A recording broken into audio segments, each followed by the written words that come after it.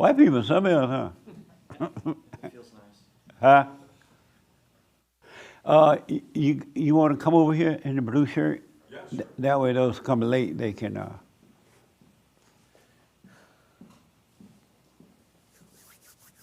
thank you. All right. What's going on, Derrick?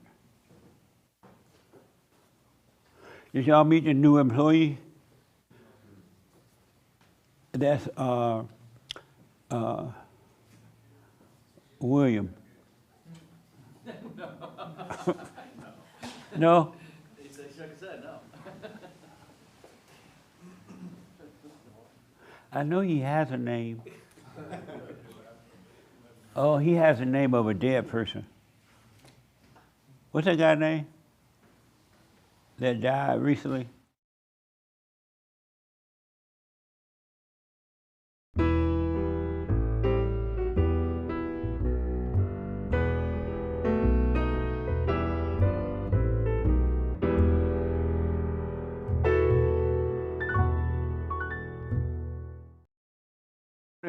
Oh. Good morning. Welcome to Fellowship. I am Jesse Lee Peterson. Thank you all for being here. You can get involved by going to our YouTube chat line, and Hate will pass on your questions or comments to me. Good morning, y'all. Good morning. How come you don't get cold? Is it because you're white? I was just in Pittsburgh. It was 10 degrees over there. Oh, so this is hot to you. Well, at least not hot, but not cold. Yeah. Oh, that makes sense. Amazing, huh? And why don't you get cold? Is it because you white? I like it. This is like perfect. Amazing. White people. You know, I've been invited to go skiing over the years, but I'm like, let me know when the ski is hot. Then I'll go. Anyway, any questions? Oh, let me tell you this first. I realized that there is no love in the world anymore, and especially in America. There used to be love in America, but it's not there now at all. And even with the Christians and the non-Christians alike, the Christians don't love one another at all. And they'll lie and say they do, but when push comes to shove, they don't love one another. Because as soon as you disagree with them or they get mad or whatever, they turn on you just like that. So Christians do not love one another. There is no love. And it's interesting that there is no love because they sing about God and all that. And everyone knows, I think, that God and His Son is all love. They're nothing but love. There's nothing else in them but love. And because there's nothing else in their nature but love, it's impossible to get angry. It's impossible to judge one another or themselves because there's nothing but love. And so it doesn't matter what other people do, they can never get angry at you. And so for those who say that they believe in God, how is it that you could believe in God or Christ and still have anger like that, turn against one another, because you may disagree on something or whatever? How is that possible? And it happens all the time. It happens literally all the time. And I was thinking of this lady, Marjorie Green, I think her name is. That's her name? Yep. Yeah? What is it? Marjorie Taylor Greene. Marjorie Taylor Greene. She's mad at Donald Trump because she's so nosy she wants to see the Epstein letter. Who want to see an Epstein letter so bad they're going to get angry because they can't see it? You know, that's nosiness.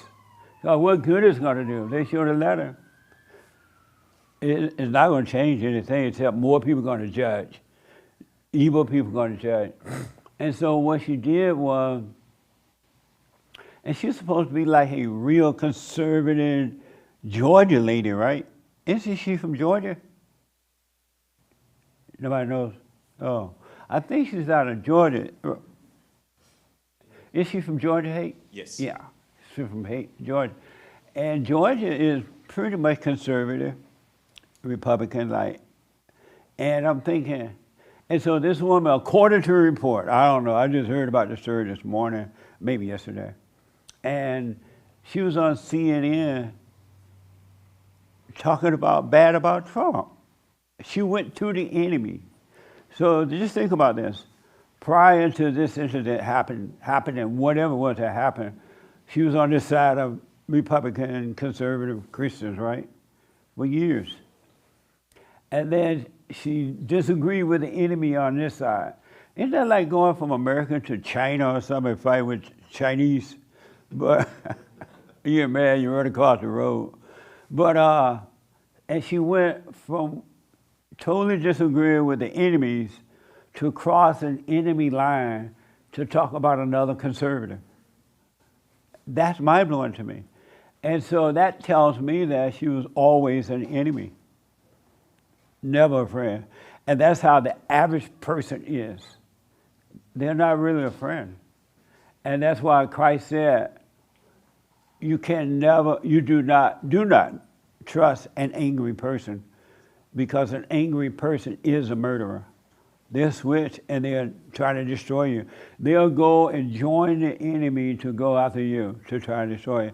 In your own families, it happened in families. I'm talking politics right now, but it happened in families, it happened in businesses, it's happening walking down the road. And it's the darndest thing to me, because I wonder, what do they think when they switch like that? Do they question themselves? Well, I thought I had love. How am I not just disagreeing, but I'm like becoming an enemy of the person or the people that I said I loved? It's the darndest thing I ever seen. And no wonder America's falling apart, because really there is no love. Anybody disagree with that? So all of y'all agree with it? And why can you give me examples of why you agree with it? There are some people in the room, they're just not talking. It's too cold for you to talk. Who want to tell me an example of it? It don't have to be your private life or personal life if you don't want. Yes, sir. Not an example, but if humans don't have love, we've never had love. Why was there love 50 years ago, 60 years ago? If you say we can't love, but they used to have it somewhat when I was growing up. Yeah. Because, and back then I think they had it because the parents were more involved with raising the children, and so the parents tried to be right so they can tell you to be right. For an example, they say don't hurt anyone, pray for them. Mm-hmm. If someone is treating you in a wrong way, don't go after them, don't try to hurt them, don't gossip about them, but pray for them. I don't hear that anymore now. Mm-hmm. Not at all. And so it was there somewhere, because my grandfather or my father would not have put up with that kind of stuff at all. I remember there's like pictures or videos or whatever of like a policeman in like in a neighborhood, like giving the kid ice cream or something like that. I feel like that's an example that there used to be like this idea of like protecting the community and being and now it's kind of like, I don't want to discredit police or whatever, but now it's much more like we're against each other or something. It's like kind of There's no love. It's a police state or something, yeah. There's no way at all you can say you can say it, but it's not real. But there's no way at all that you can believe in God through Christ to the Father and not have love.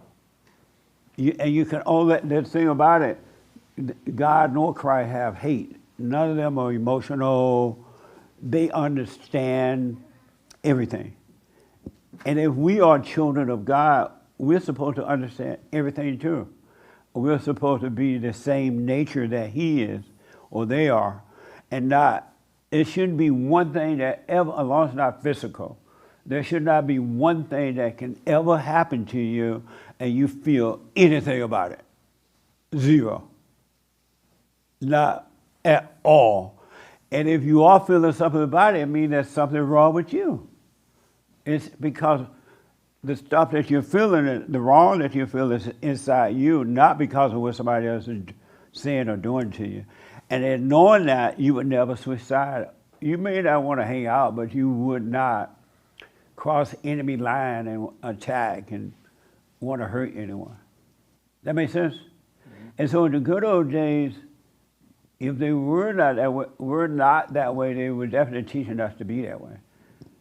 And it's gone now. I'm looking at this woman called Hate showed it to me when I asked him about it.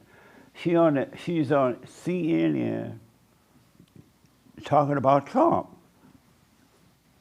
And she was supposed to be so religious conservative. I don't know how religious she is, but conservative for sure. She even spoke at AFPAC.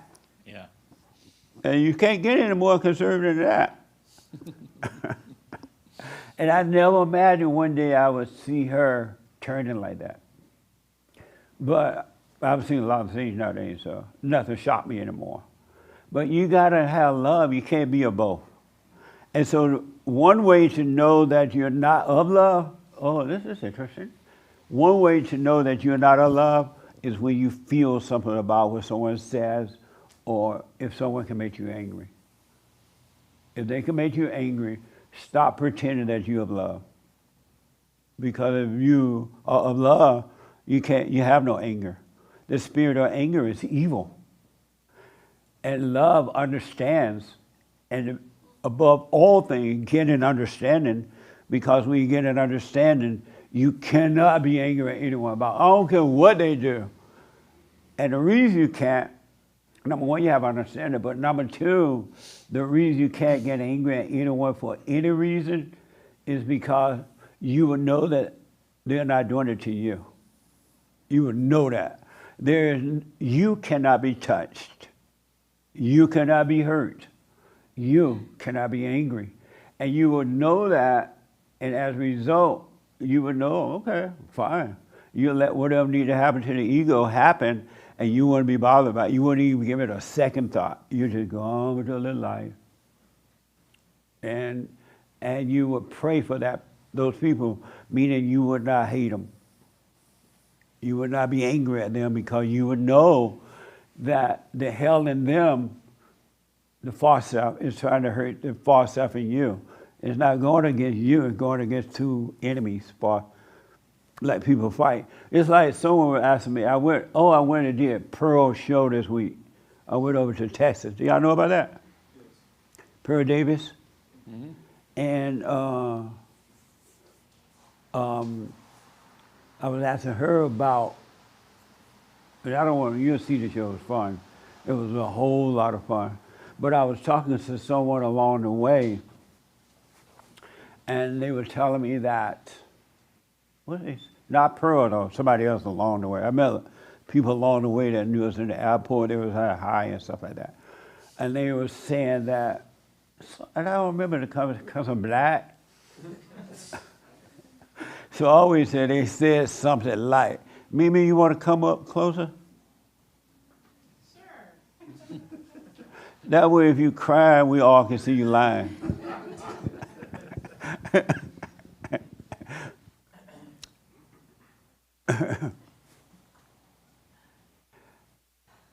And they were saying something like, the Republicans are better than the Democrats. I'm like, no, they're not. They're like, but the Republicans are Christian conservative. I'm like, no, they're not. And the person was shocked that I said that. I'm like, he's like, well, what do you mean? I said that, have you been paying attention? Republicans turn on each other as quickly as they turn on the Democrats. Just disagree with them about one thing. They'll snap and it's over. They'll turn on their own, just like they do the Democrats. And then the Democrats, they'll turn on their own, just like they would the Republicans. And I'm like, they're both the same. Two devils fighting against one another, thinking that they know what is right. And no human being knows what's right. Do you know we don't know what's right? But we measure our lives and other people's lives on what we think is right. We think we know right from wrong, and we don't. Really, we don't. And the only way you're going to know right from wrong, you got to return to right. I just remember right now, the problem with Adam and Eve is that when they fell away, they only knew what was right. They had no conception of evil at all. They didn't know what it was at all. They did not have the knowledge of evil. They only had the knowledge of good and no knowledge of evil. That's why the Father just told them, y'all stay away from that tree over there. And he didn't tell them why. I don't know. I got to ask him about that one. But he said, stay away from that knowledge, that tree. And they're like, okay. And then one time they went out and had some pot. Did you know that people think God made pot so that you can get high and know him? That's a different story. But they went out and had out there playing in the field, and Eve got ready to eat off the tree, listen to the serpent. Adam said, no, don't, woman, don't do it. All right.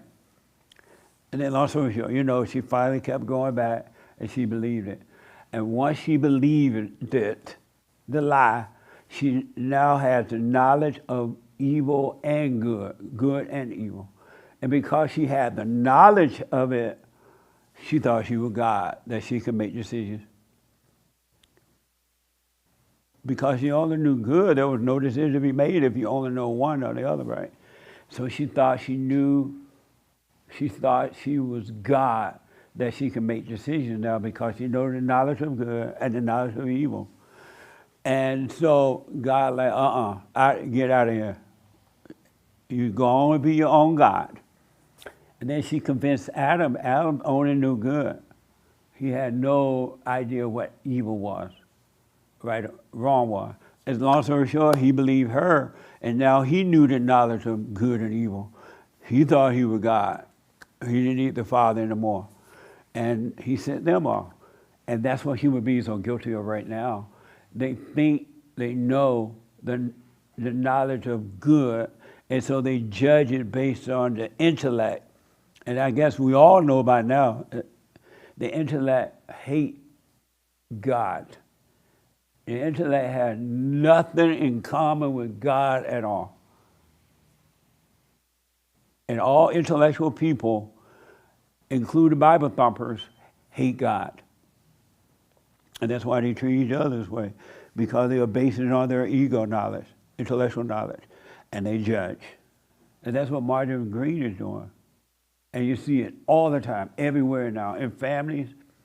I've counseled with families, Christian family, talking, Bible toting, even family with preachers in them, they fight. And the Democrats and the conservatives are fighting based on what they think is right. Not because they know the truth. I want you to know you can know the truth and you'll forget about evil. Really, once you really know the truth, return back to the truth. You will forget about evil and never judge again, because you will only know truth. And truth will not allow you to judge, because in truth there's nothing but love. That's why God, when he changed your heart, he changed your nature from evil to his nature, which is good. And you're not going to take credit saying how wonderful you are, because you're going to know you had nothing to do with it. You had nothing to do with it. And you won't judge ever again. There's no love in this country anymore. It's gone. Even in this crowd, one person sitting next to you can say one person something about it, you'll start fighting right now. And then you do the silent prayer. And as soon as you get up from the silent prayer, you fight again. Because you don't understand the thoughts. You don't know how cunning, conniving, and wicked they are. Really. But you will if you stay with it. You come to know it. Just stay with it. Do not give up. Let go, let go, let go, let go. And be glad when stuff happens to your ego. Don't be mad about that. Be glad so you can see it and overcome it. Stop identifying with it. Amazing, huh? There's no love. Amazing. And so I asked, hey, what's going to happen when the midterms come and Marjorie Greene has to run down from Georgia? Those people are not going to vote for her anymore. They're not crazy like, they're not going to vote for her. And another thing, she became a victim. And women, it's so easy for a woman to become a victim, it's not even funny anymore. So now she's a victim. I feel sorry for the women in the Epstein file, and I just hate to see them, and I'm like, what the? What she feeling sorry for somebody else for? She's not God. We don't have a right to feel sorry for anyone. Every adult has their own path to travel. They may love their misery, but she feels sorry for them, and now she's a victim. Anyway, any questions? Anything about that? Yes, sir. There's no such thing as a victim. A victim mentality person is an evil. Y'all better stay away. The moment you find out someone think that they're a victim, you better be trying to get away from them, because they'll destroy you. Trying to get what they want. They want blood. It's in the blood. Sorry, Derrick. Yes. I don't know how much you want to get into politics here, but... No, we're not endorsing anyone. Okay. Marjorie Taylor Greene was somebody who was like at day one in the whole Trump movement. So she was like a diehard Trump guy. And I think, it's like being married for 50 years, and then you make your wife mad, and now she out there turning on you. Yeah. Or you make your husband mad later. The husband will turn on the wife too, and not just the wife, believe me. He has mama spirit, so yes. But I think on this thing, the whole Epstein thing, Trump has kept his word on a lot of things. Oh, well, I won't get all into it like that. Yeah, that's what I meant. I just want to talk about it, yeah. You can call my show and talk about that. Exactly, right. I appreciate that. Okay. Amazing. The point is, there is no love. And I'm glad to know that, because I didn't know it had gotten this bad. Growing up in Alabama, it was when I was growing up, it wasn't like this. I'm sure you can find evil people, good people at any point in life, but it just wasn't like this. It's nowhere now.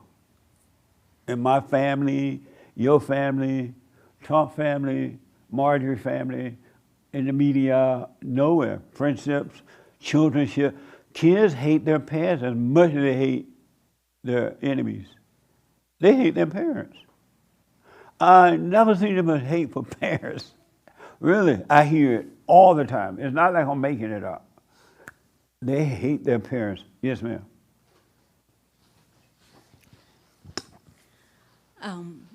I think while we were growing up, we were taught to respect, even though I remember being a teenager and not liking certain people or certain things, but we had respect. We had to respect other people's opinions and kept our mouth shut. Yeah. I think the worst thing that happened was this social media, and I always tell my kids, Apple has the Apple sign with the bitten apple. I think that brought everyone, it gave them a stage to just have their 15 minutes of fame. Everybody thinks they're a rock star. They can just get up and say whatever they want, and they influence everybody else to do the same thing. So I think that's the problem right now with the world, that nobody censors. They don't have a filter. They have a filter on their face, but when it comes to their mouth, they don't have a filter. They just say whatever they like. You definitely have added to it, that's for sure. Yeah, so I think that's a big problem with what's happening. And with women, a lot of things were revealed to me this week. Last week when we were talking about the silent prayer that I was doing, and the gentleman said, you're identifying with it. Yeah. And I realized that I was. I kept thinking, if I keep doing the silent prayer, something incredible is going to happen. I'm going to, discover something. And I stopped waking up middle of the night and, Oh, good. yeah. And another thing. Because you were, for those who don't know, you were getting up every time you had to use the yeah, bathroom. like you 1 thought you o'clock, needed to pray, 5 too. o'clock, yeah. I was constantly I'm sorry, I doing didn't this. mean to laugh. No, that's okay. Can you imagine getting up every hour to pee and you got to pray too? What no? Yeah, and when the gentleman said, you're identifying with it, at that minute, something clicked, and I'm like, yeah, I'm trying to get something out of it. Right. And don't. now I sleep through the night. I this whole week, it's been a really good week for me. I also realized before I cook a lot. When I used to do my cooking, my whole kitchen was a mess. Now, while I'm cooking, I'm present. So when I'm done, everything's clean, everything's put, my house is organized. We're brainwashed, women are multitaskers. We're not. We just do everything at one time because our mind is telling us, oh, you can do this and that. And we're just brainwashed. I think that's the problem with this world. She makes a good point. Don't expect anything from God.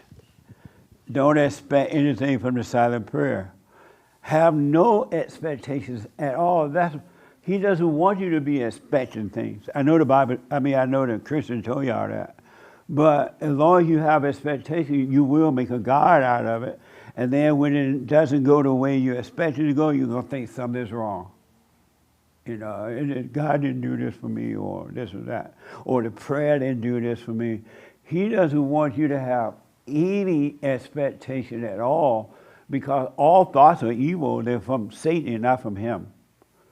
He wants you to just live without any expectation, not only from one another, but from him either. And then all will be added unto you. You got to let all thoughts go about God and about what you think you want and the way he should operate. And that's what a lot of people are afraid to do. They're afraid to be without thoughts. They're afraid to be without a plan or an idea. They're afraid of that. And then that's not even you that is afraid of that. That's the ego, the false nature that's afraid of that. But because you're so identified with it, it feels like you are afraid to be. I ask people all the time, what would you do if you just stopped thinking? They're like, I don't know, I stopped living. I'm like, what the? You will live when you stop thinking. You will live. You don't have to, you get up all through the night to use the bathroom, that's crazy. You got to lay down and pray. I go right back to sleep when I get up. I get up, walk to the bathroom, do whatever I do, and go jump right back into bed and right back to sleep. Because when you're conscious, if you practice being present all the time, when you get up through the night, you're still going to be present when you wake up. So you don't need to do the prayer again and again. The point is God wants you to stay present at all time. But most people are not present at all the time because they're not practicing being present during the day, so they fall into a dream sleep. And so that's why you think you have to. You're in prayer when you're present all the time. You are doing the silent prayer. When you're present all day long, you're doing the silent prayer. The silent prayer is only to bring you to that point. It's not, the prayer itself not going to do anything for you. It's bring you to the source that helps you by slowing you down so that reality can catch up with you and take over. That's all that's happening. And so you ain't got to be, well, do what you want. But that makes sense? Yeah. You got, when you go to sleep, if you practice being present all during the day, you're going to be going in and out for a while because you're so used to doing that, being unconscious. But after a while, you practice these, you do the prayer before you go to sleep. You go into sleep consciously, and you'll sleep all through the night like that. And so if you do have to wake up to go to the bathroom or get some water or wherever, you're not going to go unconscious. You're going to be aware of yourself getting out of the bed, going to get the water. You're going to be aware of that without trying. Just like you were unconscious without trying to be unconscious. You got to let go with everything.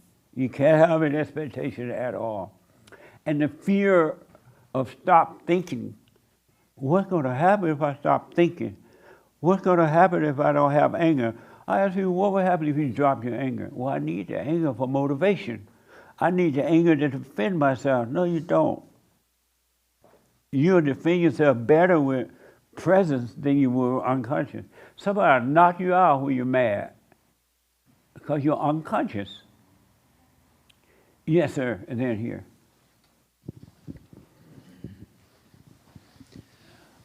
Yeah. Let me take here first, and then I'll come to you. I was dealing with that too a little bit. Like I was praying when I'd wake up at night. Yeah. And last week was helpful when I was listening. I stopped it too, so that was good. Right on. But I wanted So to. you would get up through the night and then you get back in bed and pray some more? Yeah, I would wake up at like 3 or 4 or something like that, and then I just couldn't go back to sleep, so I would just do the silent prayer. Now, if you struggle with going back to sleep, first of all, don't make sleep so important. It ain't that important. That way you don't have to struggle with going back to sleep. Yeah, last time it happened, I just kind of laid there through the night. Right. Yeah.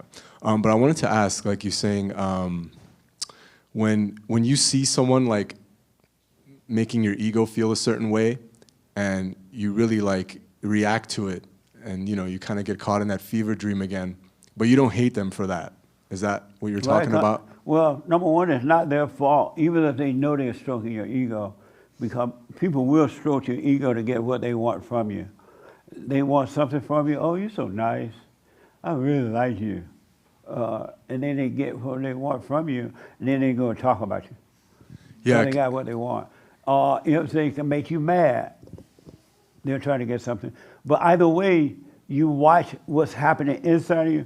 I think Paul said, I die daily, meaning that even when he's speaking, like we're speaking right now, he's aware of what he's saying. But he's also aware of what the thoughts are telling him, why he's saying it, and do nothing about it at all. Just be aware of it. Even if it's like pulling you in like a frenzy, just watch that too, right? You can't stop it. Be in the frenzy. Yeah. But don't call it you, and continue to do what you need to do, but do nothing about what's happening inside of you. Yeah. Because that's in you, and nobody else is to blame. The person that can make you feel good or bad, they're not to blame. Yeah. But you watch it and do nothing about it. It wants you to do something, though. Mm-hmm. It wants you to get mad. It wants you to say how smart you are. Oh, they love me, so I must be wonderful, and all that. Do nothing, just watch it. Yeah, it was so interesting because that happened to me this week. The difference was now is that I didn't hate the person for being that way or doing that. That's right. I could see that it was just their ego versus my ego, and I'm just like watching it. Above all, get an understanding. Absolutely. Once you get understanding, everything will change. Yeah, and I think that happened because the last weekend, I think I finally actually forgave my father, like for real, for real. Oh, you did? Yeah. About time. Yeah, and it wasn't even me, honestly. Like I couldn't stop the process. Right on. Even if I had to go over his house to pick up some like medication or something, like some medicine. And on the way there, the thoughts were so loud. They're like, no, you don't need to go over there. He's gonna make you angry. Don't go. You don't need the medicine, whatever. So after doing like 3 U-turns, I finally go to his house, and when I get there, I start shaking, like really, you know what I mean? Like really Yeah. bad. Like have you ever been in a sauna too long and like you start shaking, you start going dizzy, and you're about to faint? Like it was that bad. So No. nobody? Come on. Yeah. Would you stay all night in the sauna? That's happened a couple times to me. Maybe it's just me, but Oh, yeah, yeah. that much time. Sometimes after the gym when you're dehydrated, that could do it. But Drink some water, buddy. Yeah, yeah, but Don't stay in the sun and, fall, and pass out. What the? yeah. But yeah, no, it was that bad. And then I was sitting down next to him, and then I was like, I need to tell you something. And then, like Your father? yeah. Okay. And when I said that, like it couldn't come out. Like I started choking and like tearing and crying, and he's looking at me like, you all right? I'm like, I need to tell you something. I'm like, most of my life I've been mad at you for being this way. But now I understand you can't help it. I'm sorry. And he was like, man, he lit a he lit a cigarette, and he was like, oh, you scared me. I thought something serious happened. Like, he was like, I thought you got somebody pregnant or something. I was like, no. I was like, no. But his response was perfect because the first time I went and did that, I knew it was kind of fake because I was looking for a response. I was looking for something in return that was like real, quote unquote. But it was a perfect response for me. I was just like, great. And then after that, it's like Satan sends his next lieutenant. Like I had one day of pure nothingness after I forgave him. Yeah. It was amazing. Like I went to work, came home, it was nothing. And it was beautiful. Then the following week, this frenzy thing happened. So I just wanted to ask that to make sure it's okay to get caught in that kind of, I don't want to say rage, but, and why is it always a woman that kind of pulls you into that mode? It's like, that's her job. yeah, they stroke your ego, like you say, they'll feed you a little bit of dope, and then they'll take it away, they'll do all this, and behind the little petite frame, it's like, it's really the devil. I mean, I'm sorry, ladies, but. Absolutely. Yeah, so that's what happened, but no, it was amazing. And don't blame her, because if it wasn't in you, it couldn't happen. Yeah, that's what I noticed. Yeah. This time, I didn't get angry or none of that. I understood her, like I understood my father. So yeah. Thank you for all that. I just wanted to say. Well, stay with it. Did you apologize to your brother for dumping your father on him? No, I haven't really talked to my brother. He called me the other day for some sushi, and I was just like, I kind of blew him off, poor kid. But you don't like your brother? no, I like him. He's married. You know how that is. He's married. It's like if I'm hanging out with him, I'm hanging out with his wife. So Can't you tell him to leave his wife at home? I can. But why don't you tell him, okay, brother, you want to hang out? This time it's just the two of us. Why don't you tell him that? I should tell him that. You're right. The question is, why have you? Because you're not obligated to hang out with her every time. Yeah. You're not your wife. I understand him. I know what he goes through with that. With that. Meaning what? Because he's kind of under control, So I understand that I don't want to give him more fighting. I don't want to give him more of a reason to argue with his wife. Now because you are be mad at him for hanging out with you and not taking her with you. Yeah. With him, with you guys. Yeah, for example, something like that. Yeah. Yeah, so it's unfortunate I can't really have that, especially at the age we're at now. We're both kind of caught up to where we're both kind of adults, where we could hang out. But he chose to get married and all that. So. In the black jacket, since you already have the mic, should he be concerned about that? That he can't go out with a brother because she wants to go, and he won't tell her, oh, I'll only go this time if we go along. What should he do in that situation? I agree with you. I think he should tell his brother that, if he wants to hang out with him, it should be just the two of them, if that's what he wants. What do you think about that? And then now your problem that he can't have it. If he got to argue with her, that's on him. Maybe he'll learn how to get over it. You should be protecting him from that. You're right. I think that's kind of mamaing him a little bit, huh? To kind of stop him from going through that. Yeah. Yeah. Because I could tell even when we're hanging out, when he comes to see me, he's shaking. He's like on a clock. And I'm like, dude, I almost wanted to tell him one time, like, dude, I don't even want to hang out with you if you're going to be like. Why don't you tell him that? I need to tell him Where's that. the love by not telling him that? Where's the love in that? Yeah, I need to tell him that next time I see him. Because he's like, he can't even enjoy the moment with us, because he's just like so worried about going back to his wife. You should call, what a beta, man. No, you should call him a beta. His wife's pregnant with a daughter, too. Oh, God. So it's, yeah, beta all the way. He makes his girl first, huh?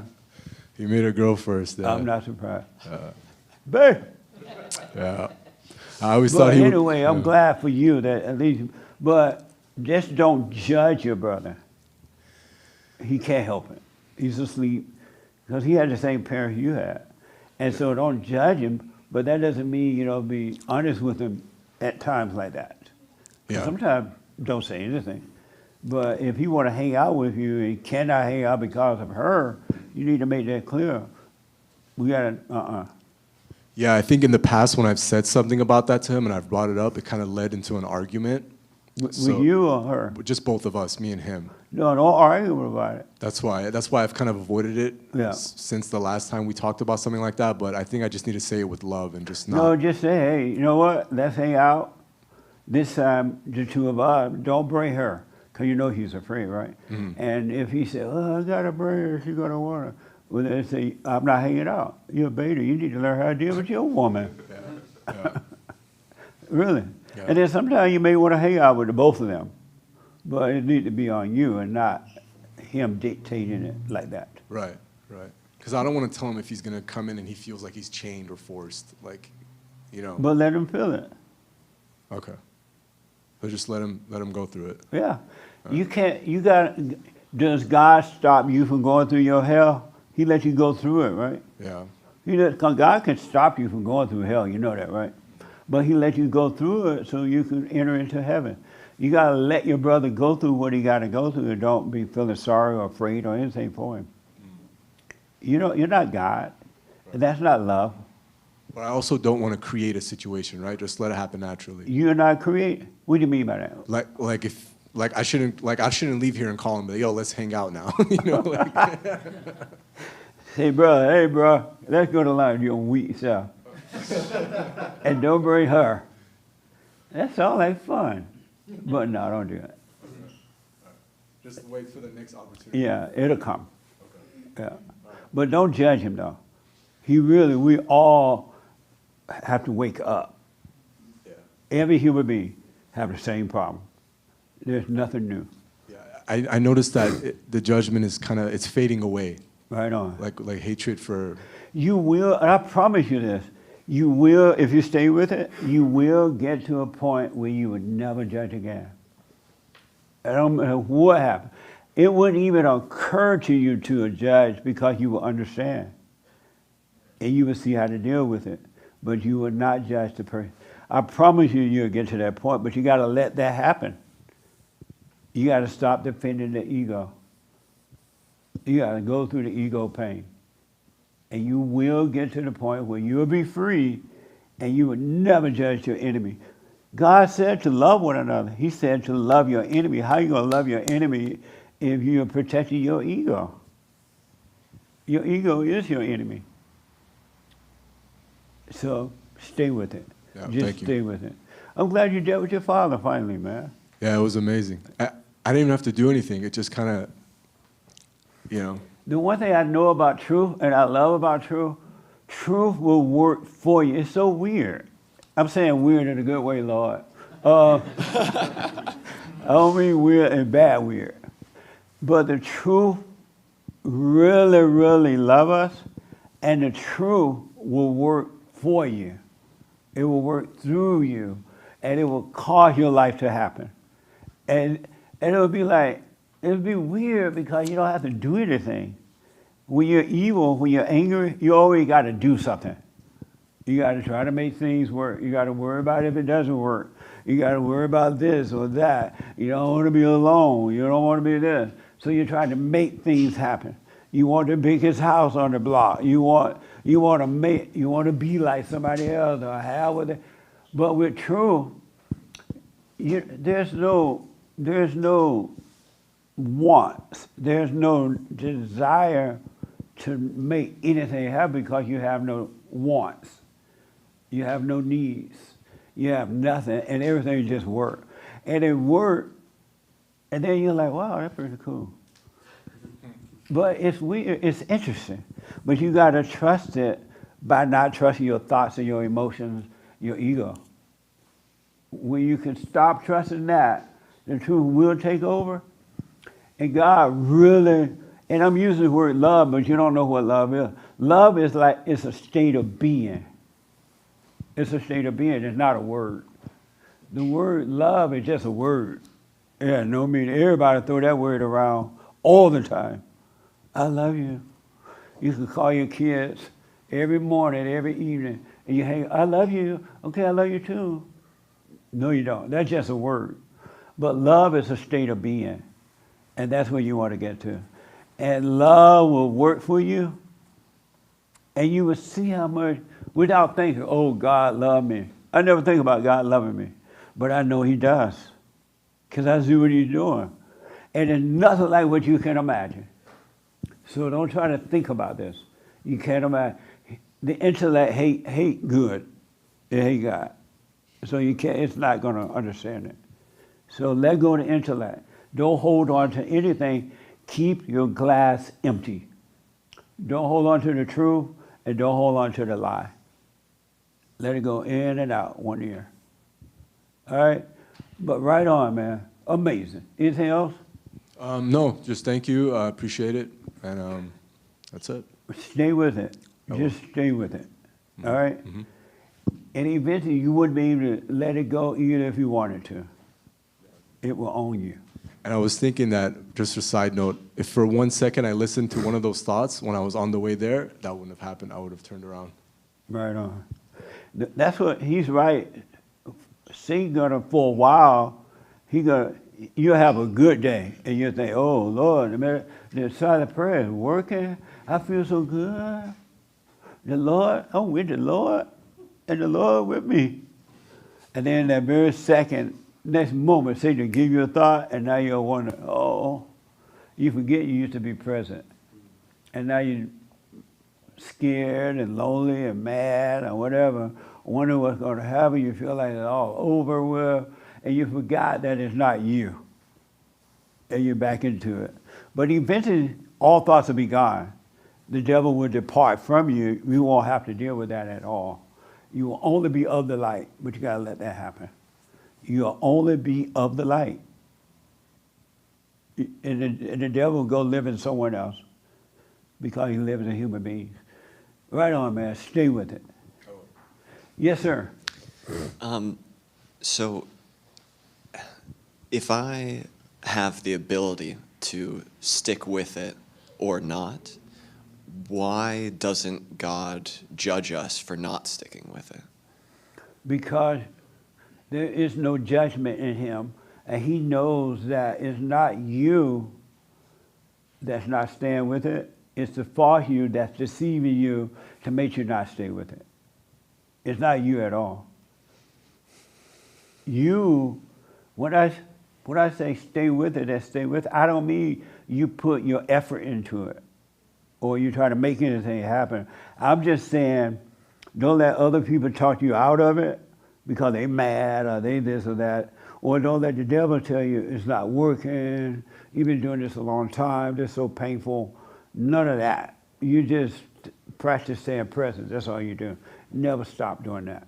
Okay. That makes sense? Yeah. Because we of ourselves, we can do nothing. We really can't. We're not in control. Evil controls us until we return to good. We're not even in control of evil. It's working through us. That makes sense? Yeah. All right. Thank you. Okay. Anything else? Yes, sir.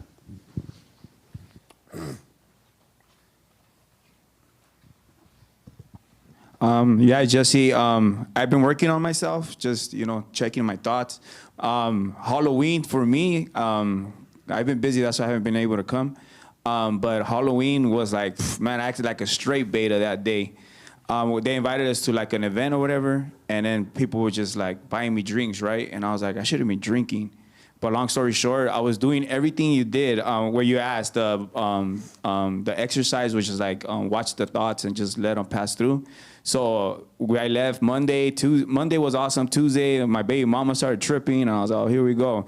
But I watched it. I was like, here comes the devil. And then I watched it. I let it go, and I was like, all right, cool. And then it worked. It worked out. Like I was just like, all right, let it go. And whatever the situation she was worried about, it worked out. So I was like, all right, cool. And then a couple of days come, and then here comes my son, my oldest son. I was like, okay, here we go. So, you know, situations happen, but I did what you did. I let it go. And then Friday came, Halloween, and and then it was my daughter, and I was like, "Oh, Jesse's right. If it's not people in the street, if it's not your family members, it's gonna be your own kids, you know." Yep. So I was like, "What the heck?" And then sure enough, I was just like, and then that same day, I was like, they were buying me drinks, and I was like, I know I shouldn't be drinking, but I was like, all right, I had a few of them, and then I think that's what triggered my ego to just boom pop. And then sure enough, I made a mockery out of myself, not in a bad way, but I kind of did. But on Saturday when I woke up, like it was a trip because I woke up. And I constantly feel like God was telling me, like, just let it go. Like, let it go, let it go. And then I was just like, okay, I'm gonna let it go. Finally, I'm gonna let it go. And I finally, like you said it right now, you just gotta let it go. So ever since I just let it go the situations of my life, whatever mess I got into in the past, or even dealing with my children, I just like, you know what, I'm just gonna let it go and watch the thoughts, you know, and continue to watch the thoughts because it's true. Yeah. Like, once you're doing, like you said, you might be having a good day, and then for me, I've been noticing that the devil comes strong in the night. For whatever reason, like the thoughts come heavy in the nighttime, and that's when I gotta just keep like watching my thoughts because I'm having a good day, and as soon as the sun starts coming down, I'm just like, here we go. I start getting all these weird emotions, weird thoughts, and I know it's not me, so I just gotta constantly just check them. But ever since on Halloween, when I just let it go, I just let it go. And it's funny because I was going to ask you about drinking. I was like, is drinking, because the Bible says a drunkard will not inherit the kingdom of God, right? But then a drunkard, I went to Google and I was like, what is a drunkard? And I was like, a person that drinks every day and can't control his emotions and his feelings. And I was like, what the heck? And I was like, oh, I don't do that. I just do it once in a while. But then, if I have like an event or whatever, you know what I mean? But it's funny because I was going to ask. You drink tequila? Tequila, that's cool, man. I love it. Nah, I just playing. Whatever. I don't buy it. They offer it to me, you know? So long story short. They offer it to you, you don't buy it. But they offer it to me. But do they make you drink it? No, they don't make me drink it. I do it because I want to, you know what I mean? Right. But I know I shouldn't be doing it, right? But then I was like, when I come on Sunday, I'm going to ask Jesse about this question. And it's funny because something got revealed to me. It's like, if you're drinking to forget, then you're already wrong. And I was just like, that's crazy because that's how I kind of was doing it. I was like drinking to forget. And then, but then, you know, the Satan comes and he's like, but Jesus drank with his disciples. And I was like, well, that's true, but I'm not Jesus. I'm not even trying to compare myself close to Jesus. But They said that Jesus drank so much wine, they thought he was a whino. You know about that? Yeah. Really? They said he was like drunk. And I've never heard that about Jesus until recently. I read it. That's how I know about it. Yeah. I was like, no wonder he made all that good old wine. No, yeah, especially in the wedding, you know, I could just imagine it was some good stuff. But I'm sure he wasn't drunk, folks. They thought he was drunk. Yeah. No, exactly. So they probably smelled his breath. Yeah. So and then I wonder if Jesus drank Merlot or the other one. I don't know. Some good stuff, I guess. But yeah, just checking myself, just letting it go, and then just continue to work on myself. Right. And then even like, for example, Thursday when you're off, like every time you're off in the radio station, like my thoughts starts going in my head. I'm thinking, oh, I hope he's well. Let me pray for Jesse. I hope he's well. I hope he's well. I was having so much fun. Yeah. And then you come back on Friday. I was like, man, over here, my thoughts over here going like somewhere else, you know? I was out partying. But yeah, and then I was listening to the Bible Thumper Thursday, and I was just like, and it goes back to what you were saying about the Christians, you know, like I used to go to a big church. I used to deal with, and man, I could honestly say like there were like the most judgmental people I ever dealt with. And it was sad because gossiping, and I noticed, so I would always stay to myself. I was like, you know what, I'm not gonna like mingle with these people. I'm just here to learn the word and then apply it in my life. But that wasn't even working. Are you staying with practicing being present? Yes. At all times? Yes. And so if you do fall out of it, don't judge that either. Just come back to it. Okay. Because Satan tried to make you, you're failing. You were unconscious, you were this. Yeah. But have no opinion about that. Just come back to the light. Okay. Because the light understands that it's not you. Yeah. It's not you at all. Yeah. Do you see clearly that there is no you? Yes. You see that clearly? Yes, I do. Okay. I'm nothing. And it's funny when you say that, when you're like, who are you? And then people start bringing up their jobs. Like, I let go of that a while back because of that. That's not who I am. I'm not my job. Man, when the Bible says naked we came and naked we will depart, I'm like, we're nothing. Like, right. I don't even consider myself. But don't hold on to the intellect part of that. Yeah. Don't just say to yourself, I'm nothing, right? Mm-hmm. Just don't identify with things. Don't call it you. Because I don't want to confuse you, but there is a you. And so don't just say I'm nothing. Mm-hmm. Just know you're not your thought, you're not your emotion, you're not your fears, you're not your worries, you're not your job, you're not your house, you're not your friends, you're not your wife, your children. Just know you're not those things. But there is a you. Mm-hmm. Okay. No. Now everybody try to remember, who am I? Exactly. But there but like is you, but don't, so let me see, don't walk around saying I'm nothing. Yeah. Really. Because you're taking on a nothing identity. Mm-hmm. I don't really think about it. Right. To be honest. Yeah, don't think about it. Yeah, I don't even think about it. But you were saying too, like on the Bible Thumper Thursday, and it's funny because when I was when I used to go to my I old wasn't church, there Thursday. But how was it? I wasn't there Thursday. But when I was listening to Hake, they were talking about the Bible verse. Did you hear Derrick say he going to heaven? And I heard that. Did you go like, what the? I'm not gonna lie, I had to stop listening to it after a while because it was like I gotta stop listening to this. No offense, guys, but none taken. Yeah. But what did you say when Derrick said he going to heaven? Well, that's between him and God. That's between him and the Lord. but did you believe him? Did I believe that he was going to heaven? Yeah. I really didn't care. Oh. Not in that sense. I don't know. There he is right there. It didn't affect me because when it's all said and done, I have no control over that. You know what I mean? Derrick, how you know you're going to heaven? That's my producer for those who don't know. He black. All black people think they're going to heaven. How do you know you're going to heaven? Because Jesus died for our sins. That's why. That's really it.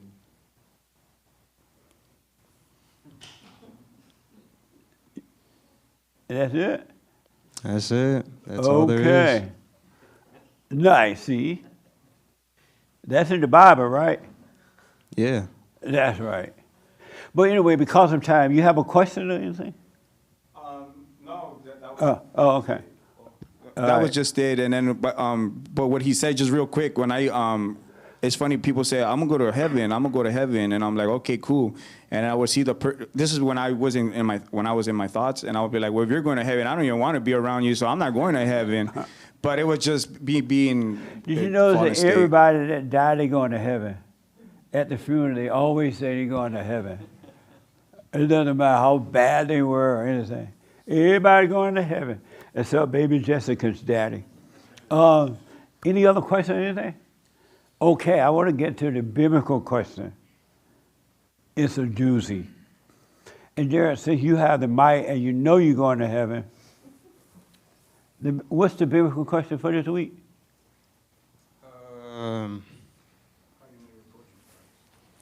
What? How do you know you're approaching Christ? Don't tell him, Mama. Nice. How do you know you're approaching Christ? Nice. I thought you were asking. I asked Derrick. Mama always trying to keep you out of heaven, huh?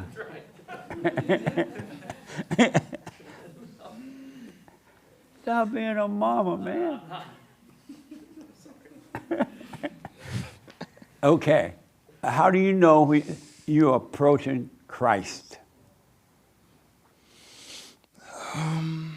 You know you're approaching Christ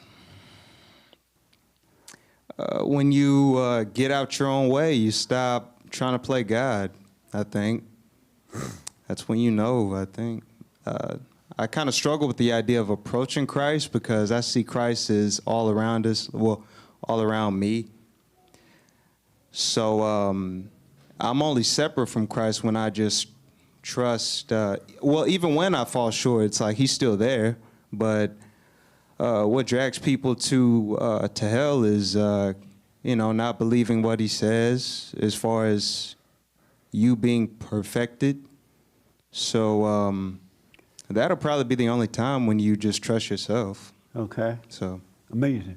Anybody else want to respond to the biblical question? Yes, sir, in the hat, and then mama. Yeah, so I think, What's the biblical question? how do you know you're approaching Christ? And you say? I think once you realize that he's always been there, and the only Okay. thing keeping you away from him is your ego. Oh, okay.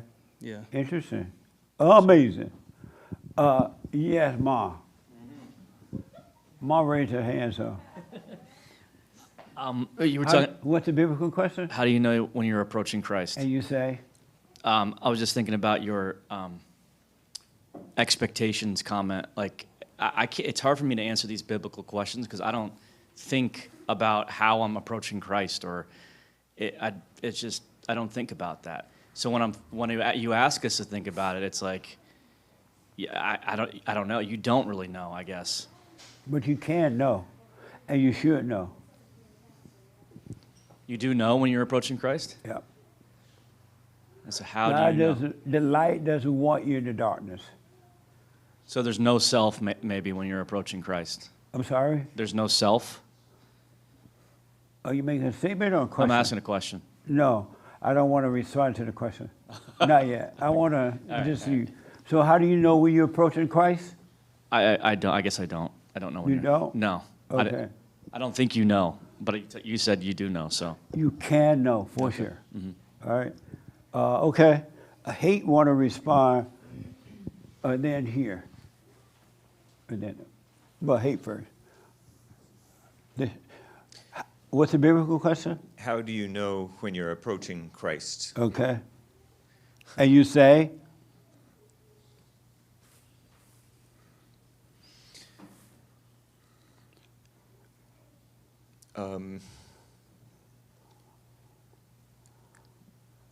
When you're denying yourself, meaning like you're not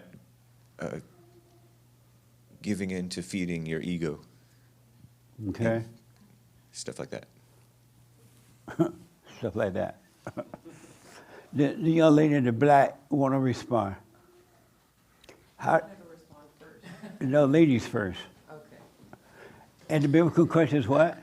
How do you know you, wait, what is it? How do you know when you're approaching Christ? Yes. And you say? I'm almost going to repeat what Derrick said because I was thinking the same thing when I heard the question. And I feel like it's when you let go and you just let God take over. No, like you don't let the thoughts take over, emotions, just everything. Like when you can just let go of everything without having anything hold on to you, it's I feel like that's when you begin to approach Christ. Okay. Amazing. Your husband is stronger? What do you mean stronger? Meaning not weaker. Yeah, he is actually. He is. You like him better now or before? Oh, no, I like him better now. Without getting personal, give me an example of his strength that you see now that you didn't see before.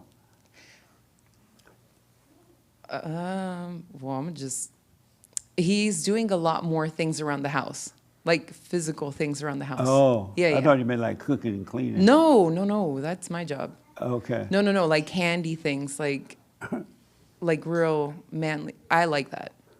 So he's no longer following you? Fathering me. Like, What do you mean? He don't make you his boss. Following. Oh, Following. following? It sounds like he's saying following. He black. Following me? No. He's not afraid to stand up to you? He hasn't for a while. Right on. You like that better? I do, actually. I do. My ego likes to kick in sometimes, but, I'm still a woman. Right, I understand that. Yeah. And you should be yourself. When you are being that way, how is he handling that? he looks at me like if I'm crazy. I probably am crazy at that moment. No, you are crazy. Okay. Not probably. You're right. Yeah, he just looks All at me. angry people are crazy. Yeah, that's true. Really. That is true. That is very That's true. the nature of Satan. Satan Yeah. is crazy. Yeah. But go ahead. But yeah, he just looks at me and walks away. Right on. Yeah, he won't pay attention to me. He won't feed into it at all. Right on. Yeah. And how do you feel when he doesn't feed into it? Do you want to like throw a brick at him? Yes. I do. Yeah. I do. I do. And then I have That's to how come. that is when someone control you and then they can't control you anymore and they try and you're not, they want to hurt you. Because that ego is having a fit. It needs Yeah. something to live off. For sure. It needs a reaction. For sure. Yeah. Yeah. Right But on. again, after like a few minutes, maybe, I'm like, all right, I'm a little crazy. What, Zeke? Why your son looking at you like you're crazy That's now? what I want to know. That's what I want to know. Amazing. Well, good. Yeah. Okay. Nice. Here, there, and then here. And then we'll move on. The biblical question is what? How do you know when you're approaching Christ? And you say? When you can see everything getting worse, but the burden of that keeps getting lighter. Okay. Amazing. Nice. Yes, sir. How do you know you're approaching Christ? When you go through the same path that he did.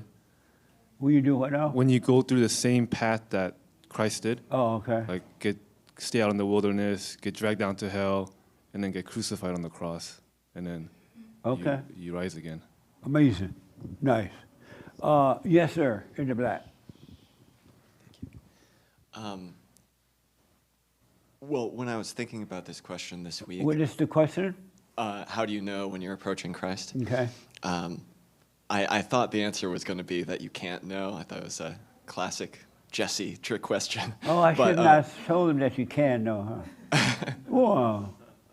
But thinking about it now, I think that it's like when you're in pain, I think. When you what? When you're in pain, when Okay. you're suffering. I think if you're suffering and still sticking with it. Okay. Adriana wants her input on this, and then this young man dying to tell him. Yes. What is the question? How do you know if you're approaching Christ? I'm sorry? How do you know if you're approaching Christ? Not if. Oh, how do you know when you're approaching Christ? Yes.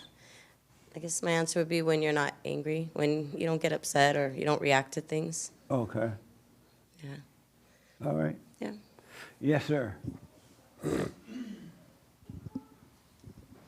How do you know when you're approaching Christ? For me, it's been when I just focus on the truth and I just let the truth lead and don't listen to the ego and the thoughts. Oh, okay. Amazing. Thank you. Anybody else want to respond to it? Yes. This is such a good question. It's funny, when you first asked this question, the devil immediately was like, okay, you can skip this question because you're not supposed to be thinking about Christ anymore. You're supposed to let it pass. Remember when we talked in the meeting? What after... The mind makes you want to take everything so literally. You know, you just want to... Yeah, it's insane. It's The insane. intellect is just, crazy. It really is. But go ahead. But after just reflecting the past couple of weeks, for me personally, the biggest change I saw is like the less hatred and judgment for my fellow man. I think when you no longer hate your fellow man, you're approaching Christ. Okay. Yeah. Amazing. Yes, Doug. Let's see. Initially, I didn't have an answer. I just didn't know. You can know, but go ahead. And every thought that I've had, I just don't even want to say it. What were you thinking before I said you can know? I really don't know. Oh. I don't know the answer to this question. Okay. All right. When you can do the if poem in pure pain. Okay. What? When you can do the if poem when you're in full pain. Oh, okay. Amazing.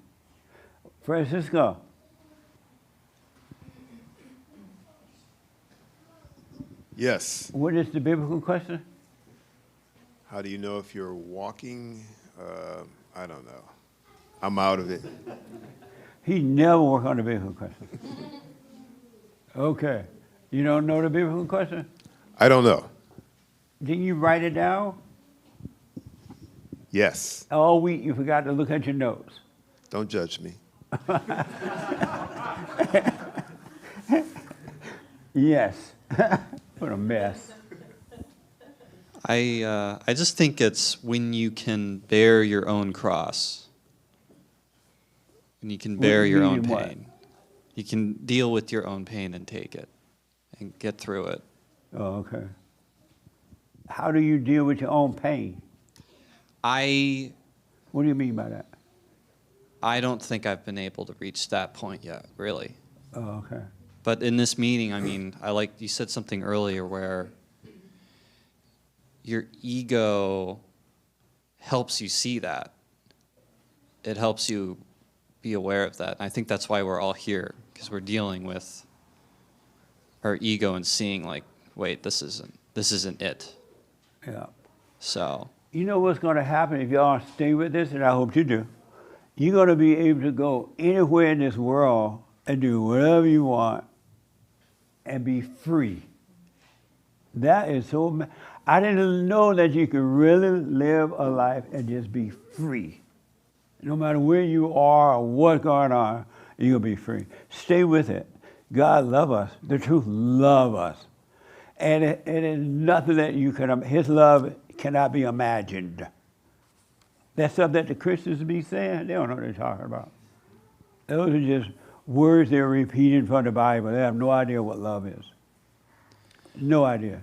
But I do know that Christ did say that. You have to bear your own cross, yeah. He said, what now? You have to bear your own cross. Right. Yeah.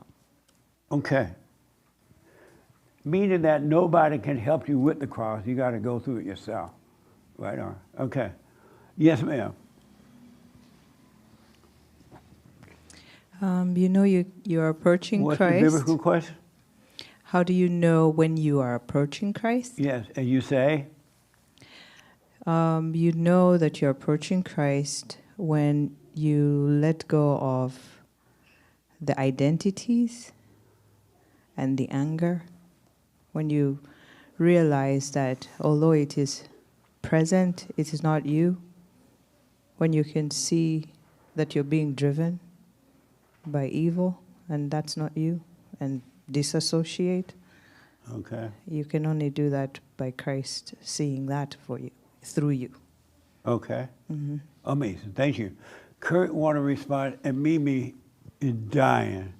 She want to respond so bad she's crying. Yes, Kurt. You know you're approaching What's Christ. the question? How do you know when you're approaching Christ? Yes, and you say? When you're losing yourself. What do you mean by that? You're losing all your identities. You're losing the false self. Okay. Amazing. Yes, Mimi. This question actually prompted me to... What is the question?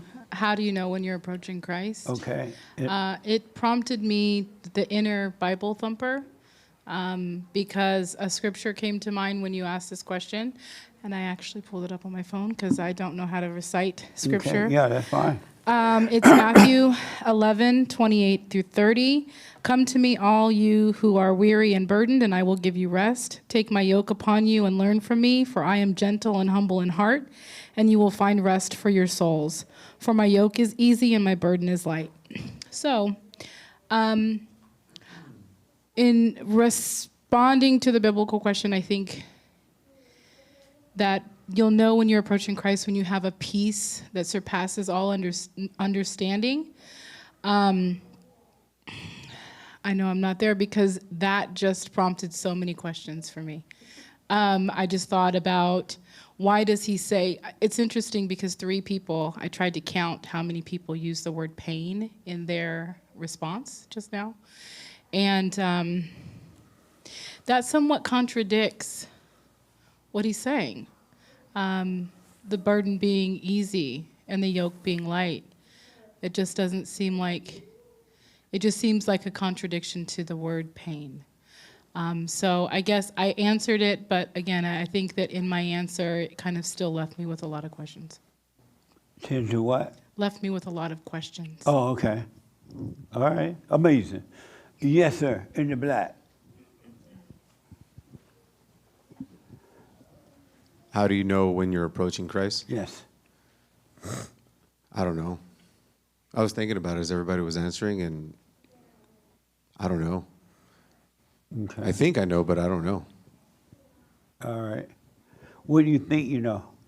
I think it's when you realize that everything that's driving you isn't you, and you actually return to your own earthly father. Because like when he was saying he forgave his father, I did that a while back when I forgave my dad. And I think ever since I did that, I felt stronger in every aspect of my life. Okay. In my work, in the way I father my kids, as being a husband, just in general, I felt tremendously stronger by going through that pain. So I feel like that got me much closer to Christ, but I don't know if that's the truth. Okay. Amazing.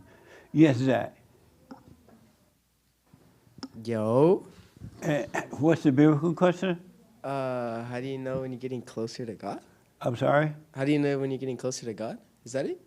What? Well, what's the biblical question? I didn't hear what you said. I just didn't hear what you said. Speak up a little bit. How do you get closer to God?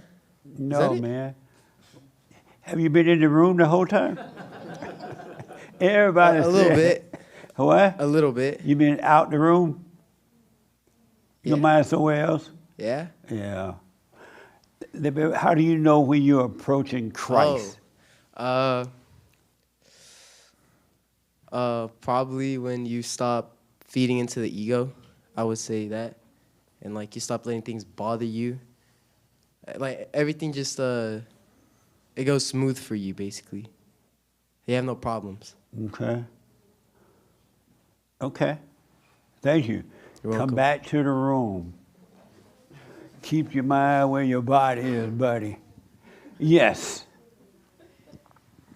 When I first heard the biblical question, I was like, oh, I never thought about how do I know when I'm approaching Christ? And then I was like, this one is a doozy.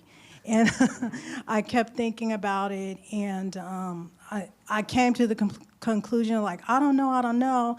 But then I came to the conclusion that you know when you're approaching Christ by letting go of the idea of thinking you're approaching Christ and letting go of all the thoughts and just living and letting the light be, letting go of the ideas about God and letting go of the ideas about approaching Christ. So I don't know, but I'm interested in hearing your answer. Okay. Amazing. The young man in the black want to respond. And then I got to move on. Yes. I believe the question is, how do you know when you are approaching Christ? Yes. And then Do you want to come up here and tell us? I'm okay. I'll stay here and I'll tell you. Why don't you approach Christ? Okay. I'll answer it from here. Amazing. What would happen if you would come here and answer it? Nothing would happen. How do you know? Because I would just be on the stage and answering the same question. Why don't you try and see? If you want me to, I'll come up, sure. I do. Okay. Come. Everybody look at him and judge him.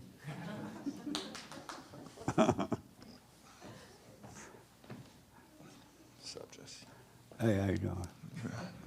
Come over, son. I'm too tall. That's cool. He's too tall? Oh, sit on that chair. Bring that chair around here. Yeah. That's a great idea. You feel comfortable sitting there? No, I love being on stage. Yeah, right. Yes. How about that? How about that? I believe the question was, how do you know when you're approaching Christ? Yes. I believe when you let go of the identities, that's when you will be approaching Christ. When you have no thought about it, that's when you will be approaching Christ. And once you forgive and you don't judge, that's what I think it is. Okay. Are you nervous right now? No. You're not nervous at all? Not at all. And why not now? Tell the folk why, because the world want to know, why were you so afraid to come up? Everywhere I go, people ask me that. Really? Why were you so afraid you couldn't move that last Sunday, that time? I believe it's because I was still judging people, including my own. I went ahead and I forgave my father. That was the difference from last time I saw you till now. How did that go? It was an interesting experience, but In what way? What happened? To make it quick, I would say that I didn't expect it to be what I thought it would be, and it was a great experience. But what happened was I wanted to set it up like an appointment style where he could come and I'd be able to speak about it. Look out at the audience as you speak. Oh yeah. I would say that I expected it to be very, very much of a dramatic scene, but it wasn't. And I noticed that when I brought it up to him, he heard me out, and afterwards he was questioning me why I thought these things, and from there he continued to act the way that he does. So from there, I just got to see both sides of it, and from there, I don't judge him, and I just know that's how he is, and I just continue to move forward. Right on. Amazing. Yeah. Mm-hmm. Amazing. So it's not so bad being up here, huh? No, it's amazing. I love being up here.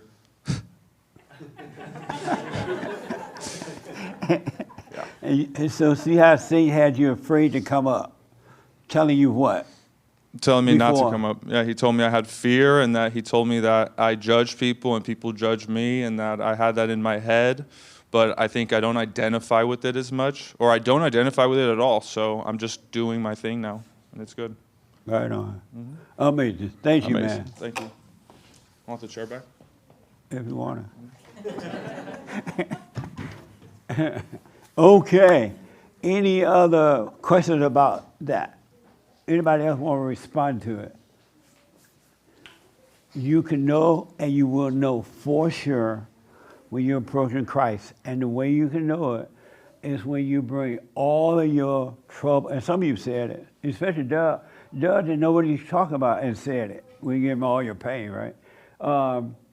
When you bring all of your loneliness, your sadness, your suicidal thoughts, your fears, your anxieties, your wants, your needs, your desires, when you bring all that unto him and do nothing about it, when the fear just overwhelms you and you feel like you want to cry or run or you want to give up, don't. When you bring everything unto him and do nothing about it, you are approaching Christ. He said, come unto me, bring all that you are, come as you are. And when you're doing that, and the devil's trying to convince you to do something about it. Oh, say something, do something, act this way, act that way, put on a pretense. When you bring your reputation, everything unto him, you are approaching Christ. You will know it. It'll be amazing. And once you know that, you will not stop. I don't care how heavy it gets. I don't care how much worry you just overwhelm you. You want to cry, you want to give up, you want to whatever, you won't stop. You just go anyway and leave it with him and just simply live in the light. But you got to give it all up and do nothing about the ego nature, because that's the nature of Satan. And Satan wants you to do something about it. He doesn't want you to give that to Christ. He tells you need to do something. You need to say something. You need to put on a front. You need to act a certain way. Pretend you're not this. Or pretend you're not afraid or anything. Don't do that. Do nothing about it. You are approaching Christ when you do that. Yes, sir. What's the difference between approaching Christ and approaching God? Well, when you are approaching Christ, you are going through the Son to get back to the Father. I've never really understood that Yeah. exactly. What does that mean to Christ? Christ brought a message, and when you, I got a perfect example for you. You know, when you first heard the truth coming through me, you first heard it, and it just made sense? Mm-hmm. That's all Christ was. He had the truth was in him. Christ was in a human form, the Son of God, right? But in him was the Spirit of God. And it's that Spirit of God that was working through him. And so when you saw the Son, you saw the Father. But when you heard his word and they made sense, you believe in the Son, and that belief is what takes you back to the Father. Because you believe it. Without belief is not something you can make yourself do either. You just can't say, I believe in Jesus, and think that's going to work. You have to see it. When you see it, it's the light that's working through Christ, which is the nature of God that is allowing you to see it. And is Jesus Christ? Jesus is Christ, Christ is Jesus? Jesus is the Son of the Father, but he has the Father's nature. When you see the Son, you see the Father. Right, because he has the Father nature. Just like you have it too, but you just know, you forgot. And you take on the nature of Satan by identifying with it as a little kid. But you, I don't want to put a lot on your mind, but you would know the Father. You and the Father will be one. But you got to let go and just bring everything. Don't try to figure this out. Know that you don't know, and don't try to make yourself know. Don't learn it. Don't do anything. And the Father, he messed the chair up, Bill. Bill, there he is, Bill. A little more, actually. A little more. The engineer. Yeah. You're sure? I'm pretty sure. Don't mess with the engineer stuff. But while they're doing that, what was your question again? Well, just approaching Christ. I don't really understand how that's different than approaching God, and I never really understood what Christ... Well, when you're approaching the Son, you are approaching the Father. Because you're just going through... You're approaching the Father when you are approaching the Son, because the Spirit of the Father lives in the Son. Okay. Yeah. You are approaching him too. You're going through him to get back to the Father. You're believing, by seeing the truth, you're believing it. And it's the light of the Father that's in the Son. That's why Christ said, don't worship me, because greater work you shall do that I'm doing.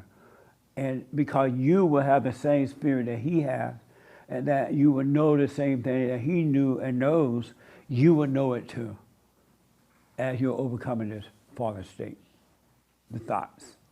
You will know. But that's how you bring, does it make sense about how you come to him now? That part makes sense. Approaching him. Yeah. I just don't really quite understand what...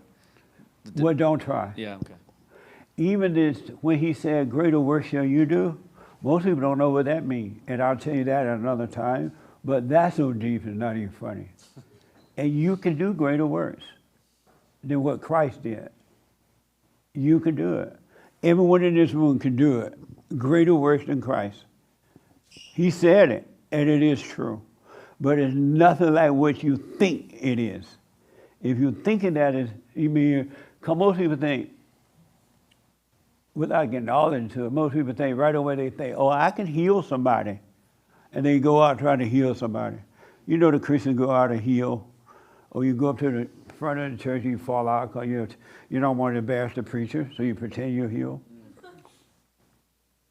But you will do greater work, men and women, because the same Spirit that in Christ is in men and women. Everything Christ knew, you will know that, without a doubt. Everything he knew and knows, you will too. But when you read the Bible based on the intellect, and then you hear the preachers, it makes you think Christ's so far away from you, there's no way that you have nothing in common with Christ. No, Christ is king, and that's all you're supposed to say. But you are closer to him than what you think, really. But you gotta let everything go. And so to know, to come close to Christ, to draw close to Christ, or one with Christ, let everything go. Suffer.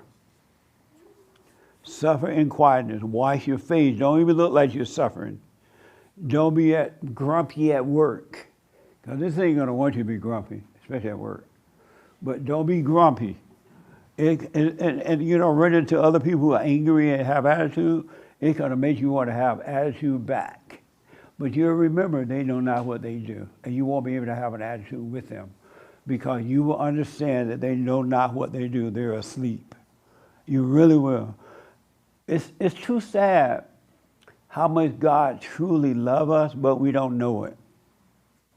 And we associate love with what we feel and what we think because we've been told that that's what love is. And that's not love at all. Zero. Love is not a feeling. It's a state of being. Love is not an idea. Love is not what you feel for me or someone else. None of those things are love. And you will come to know if you stay with Him. And so approach Christ by giving Him all of your thoughts, all of your worries, your past, your future, your wants and your desire, and let it, like when he had the fear before, didn't want to come up, if he would have just, okay, I'm giving this to Christ, I'm going up there to see what happens, he would have been over that long time ago. But Satan said, no, you sit in the seat, you be afraid, you're going to look stupid, people are going to judge you. Satan giving him all these reasons not to give it to Christ. You got to start listening to the thoughts. Get an understanding about these thoughts. They are wrong. They are your enemy. I don't care what. They are your enemy, and they are constantly trying to keep you away from God by always putting something on your mind. And if you pay attention, in closing, if you pay attention, it's always about the past or the future. Think about, pay attention to that. The thoughts never tell you about right now. It's always about what has happened or will happen so you can react now and stay away from God. Isn't that amazing? And that's because God is in the present all the time. Eternal life, the truth, is in the present. Satan can't be in the present with that. The light cannot handle the darkness. That's why when you overcome this, no darkness will be in you either, because the darkness cannot live in the light. It'll be gone. But stay present so you can overcome this. He will do it for you. You can't do it yourself. All right? Any questions about that? In the black, yes.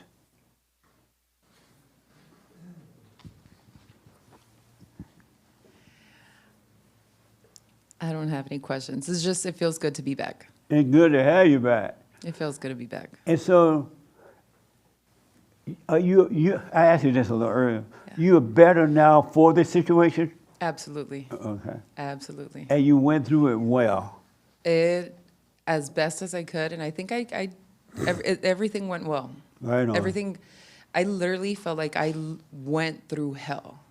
And I think through that process, I learned how to sit in actual hell. Like, I mean, I'm sure people have heard me say like, oh my gosh, I've been in hell. No, this was literal hell. Right on. And being able to sit there and have these like just these feelings of like, oh my God, my life is over.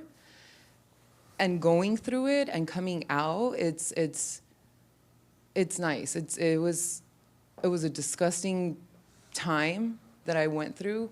That process was horrible. It was just bad.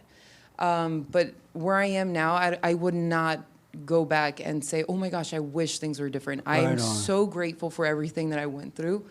I literally felt like I was suffocating, just drowning, and going through that to where I am now, it was just that process was, I'm grateful for it.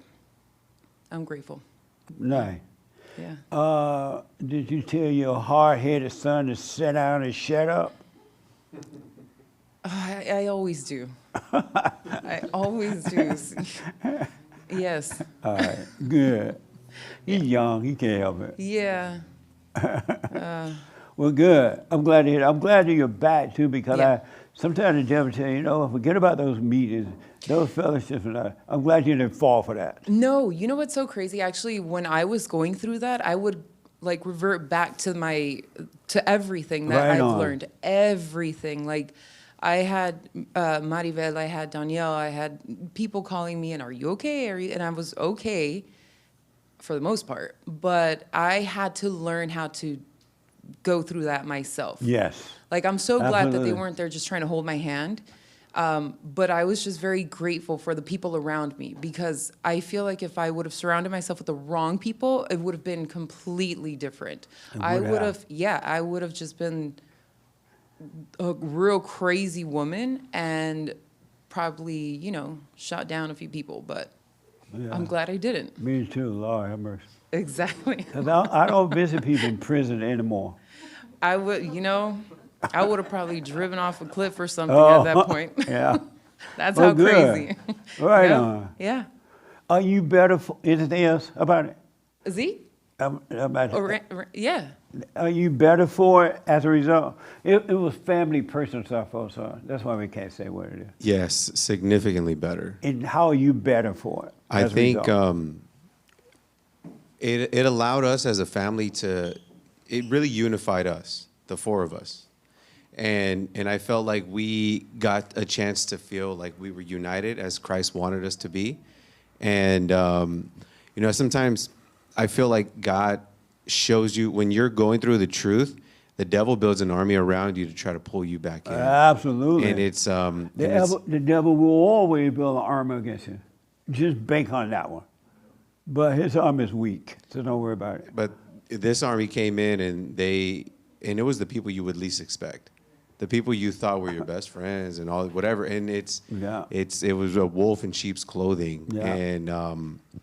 And I think it allowed me to see the truth within myself. And then, like I was telling my family, like even though this is very painful, we see what other people are doing, they're being controlled by something else. And Yes. I don't hate them, but I don't love them. I wish them well. That's all I could say. But I feel like it allowed us to become better. And for me, how it made me feel better or like become better or whatever, I think I'm just a lot wiser because of it. Right on. I don't know, overall wisdom and everything you teach is, if I haven't, it's like, you get in a car, you have your seatbelt, your helmet, whatever you need to get in the car. And I felt like we were in a very bad wreck. And because I was wearing everything that you've taught, don't choose sides, watch the thrills, manage your self-talk, what are the list? It's a long list.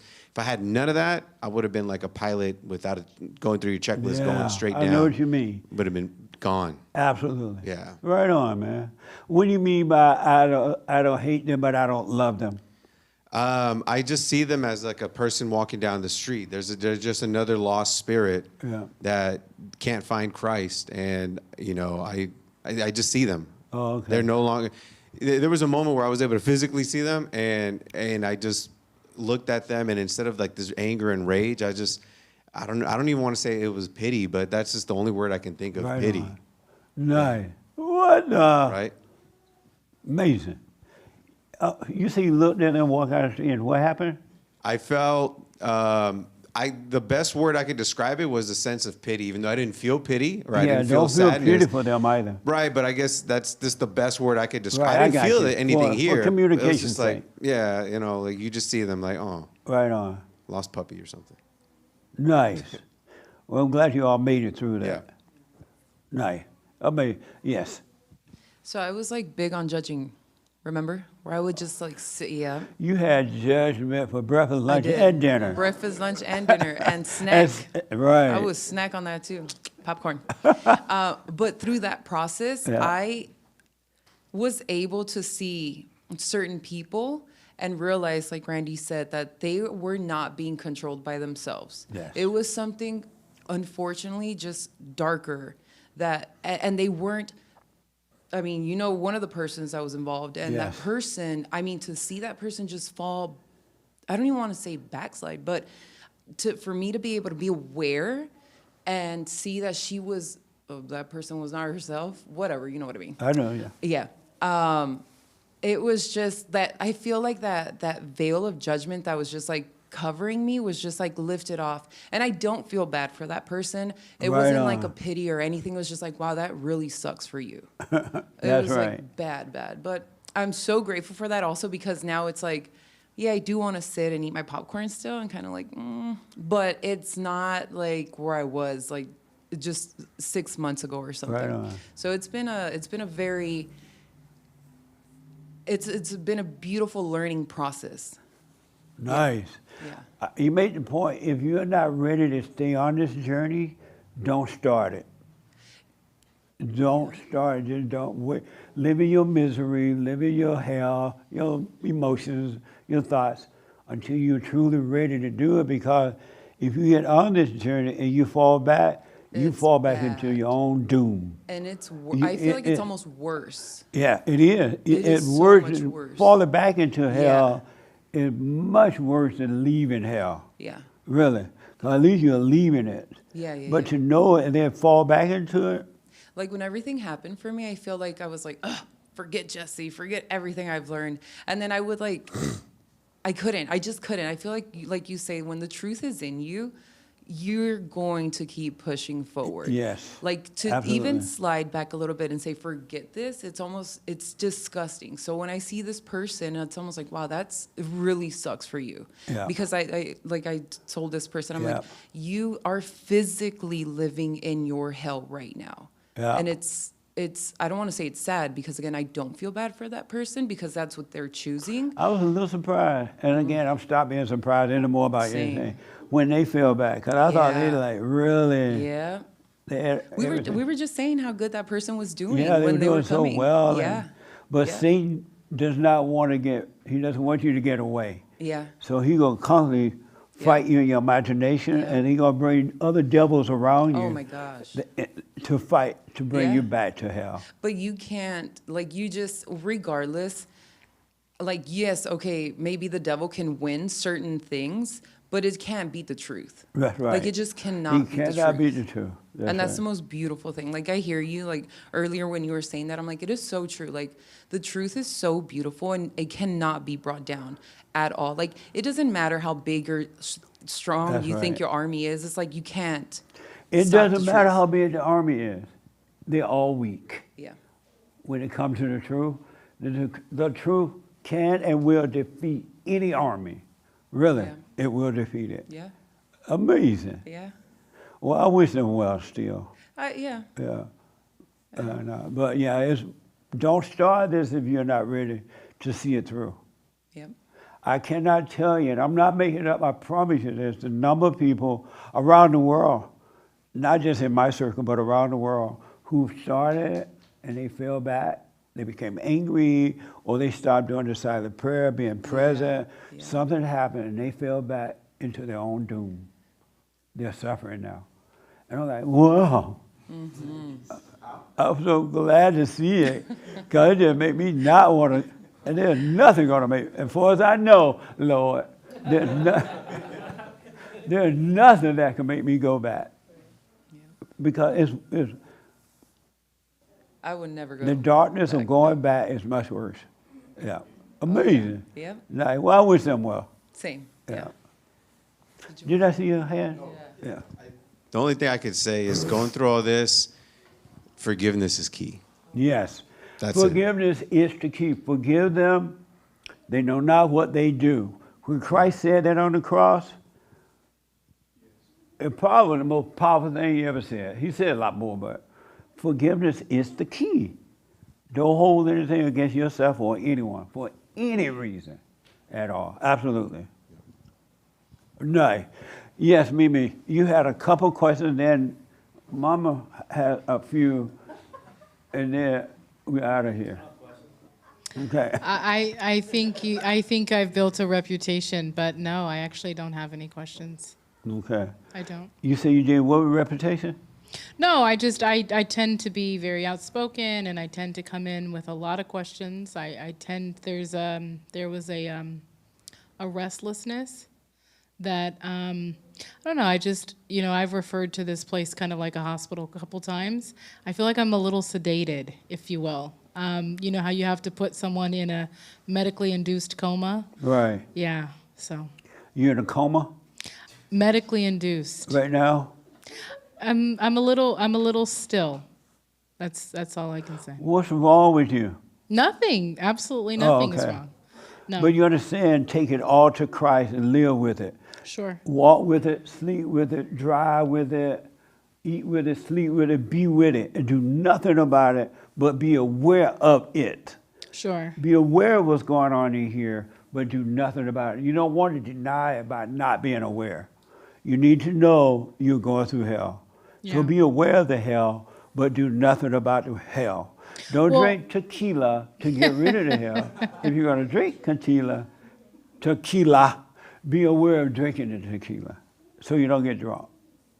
Amazing. And my expression of pain is tears, so I just don't want to cry. I don't want to be sitting up here crying. So. All right. Yeah. If we wait, will you cry some for us at least? Huh? No. Okay. Ha, ha, ha. So do you understand to let your past and everything go? When he remind you of it and you feel the past, which you're not really feeling it, will you live with that too? Sure. You're trying to make me cry, Jesse. Yeah, sure. Live with that past. Sure. Because it's not even real anymore. I realize that. Do you see that clearly? Sure. It's just a thought. It's not real. And we all been through hell. But the hell that happened then. Satan tell you it's happening now by making you think about it. And when you think about it and believe it, it feels like it's happening now. It's just a feeling. I think the tragedy that is the thought that continues to bother me is what Satan always tricks us with, which is this trick that we could be God in some way and change it. So I think that's letting go of that is what I'm working on. Can change the past? Sure. But the point about that, there is no past to change. I get it. You understand that? Do you understand that? There is no, yesterday exists no more. Whatever happened this morning exists no more. There's nothing to change. But the world tell you, oh, what will you do if you can change your past? You can't change something that doesn't exist. It's just a thought. It doesn't exist anymore. And I'm not trying to go around the mulberry bush. I'm not trying to go in circles. I just, there are some parts of life that are hard to see. Right. So. But you will if you stay with it. Sure. You just stay with it. If you have to cry till the cows go home, keep crying. But don't call it you. Sure. Really. Don't call it you. Okay. Just stay with it. All right. Last word. Yes, sir. How many of you understand that you have no past? Oh, good. Because the world will try to use it against you, but they're children of the devil, so let them say whatever they want. You know it doesn't, whatever happened then, and then doesn't exist anymore. Take no thought about the past. But the devil makes you think it is. Yes, sir. Is that what you mean by drop it? Like when you say like you can just drop it right now if you want to, that's a decision that Yeah, you make? you can drop it by, even though the thoughts and the feeling may be there, you take that to Christ, you're dropping it. Yeah, because you're present. Yeah, because you're present. Thank you. And do nothing about it. Yeah. All right? Okay, amazing. What do you get from this meeting today, if anything? You gonna put me on the spot? Yes. Not to be a mama. Right. Mama just said, way over there, I'm like, Derrick, what's the biblical question? And Mama saw Derrick struggling. And Mama had to tell him. That's not true, but I don't argue with Satan anymore, so. Which part not true? It wasn't about him. I legitimately thought you forgot. Forgot what? The big biblical question. No, I asked. I don't want to help Derrick. I want him to suffer and die. I asked Derrick, what was the biblical question? Yeah. I wasn't trying to help him. No, that's right, Mama. But go ahead. How will you help today at all from this?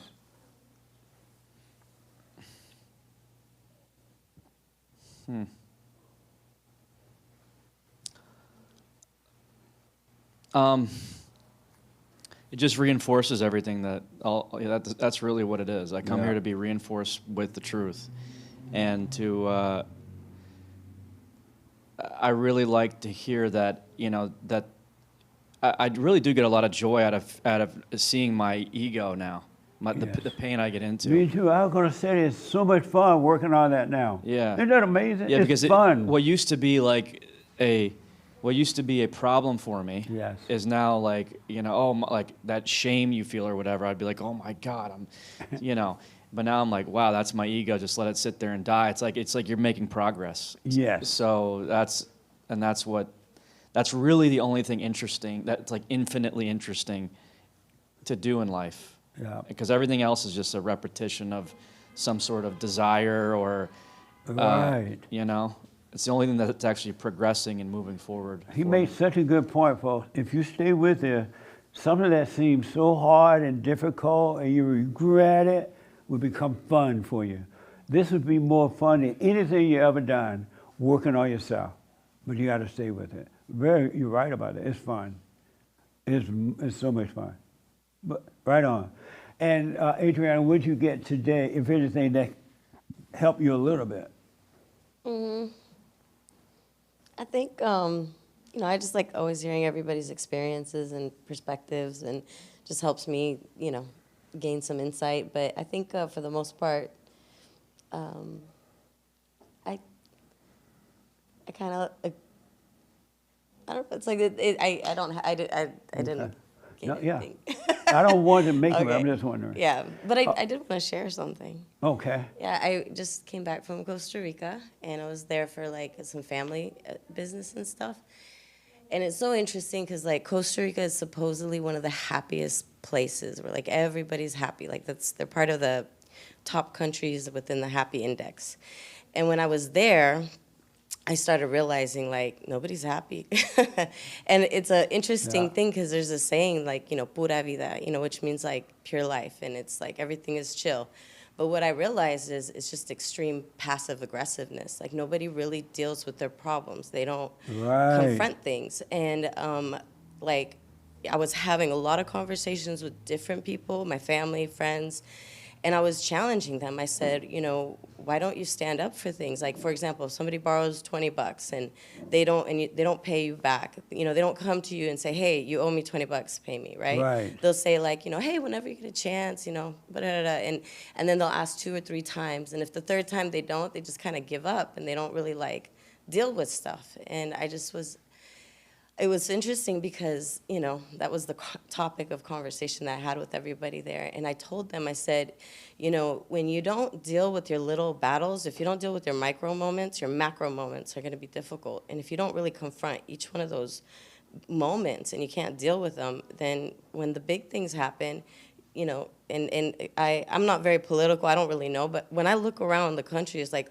excuse my language, but it's like everything's fallen to SHIT, Right. It's not working. Things don't work. It's very bureaucratic. It's very difficult. People aren't, just a lot of challenges in the country.